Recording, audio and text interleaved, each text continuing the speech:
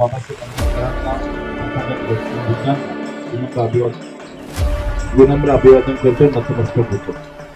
मित्रांनो, ही निवडणूक देशाची निवडणूक आहे आणि त्या उद्देशानं आपण या निवडणुकीला सामोरे जातोय। प्रामुख्यानं या देशामध्ये मोदीजींनी जे मागच्या 10 वर्षामध्ये काम केलं, रस्त्याची कामं असतील, गोरगरिबांना अनेक योजना असतील, या देशातील करोडो जनतेचे बँकेत खाते नव्हते, ते बँक खातं उघडायचा विषय असेल, अनेक कामं मोदीजीने प्रामुख्यानं गरिबांना, सामान्यांना, शेतकऱ्यांना केंद्रबिंदू मानून त्या ठिकाणी अशा पद्धतीचे एक चांगले कामं करण्याचा प्रयत्न केला। मित्रांनो, आपल्याला आठवतं की या दक्षिण तालुक्यामध्ये 2014ची परिस्थिती जर पाहिली तर बापूंनी जेव्हा आमदार झाले त्याच्या अगोदर इथल्या रस्त्याची परिस्थिती काय होती आपण हे पाहिलं।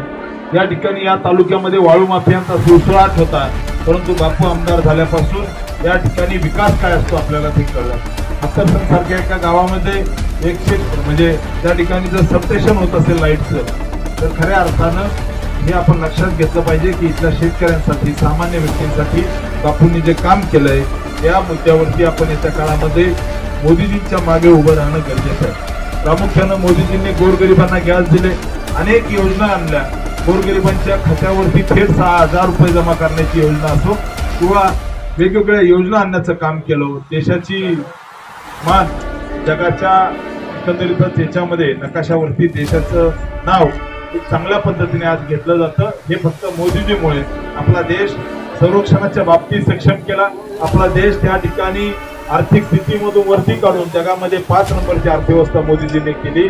या देशामध्ये गोरगरिबांच्या उत्थानासाठी काम करणारे देशाच्या इतिहासामध्ये जर उत्कृष्ट प्रधानमंत्री म्हणायचं झालं तर ते नरेंद्र मोदी आहेत। त्यामुळे माझी तुम्हाला विनंती आहे, ज्या मोदीजीने आपल्याला इतक्या मोठ्या प्रमाणामध्ये निधी दिला, ज्या मोदीजीने आपल्याला इतके मोठे रस्ते दिले, ज्या मोदीजीने विकासासाठी वेगवेगळ्या योजना आणल्या, त्या मोदीजींच्या मागे आपण आशीर्वाद द्यावेत एवढीच विनंती करायला आलोय।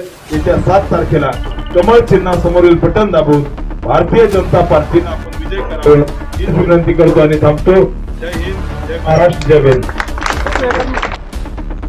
दरम्यान ही बातमी संकलित केली आहे संपादक गुरुदादा गायकवाड यांनी। ताज्या घडामोडी पाहण्यासाठी आजच महाराष्ट्र सुखदेव न्यूज या YouTube चॅनलला लाईक आणि सबस्क्राईब करा।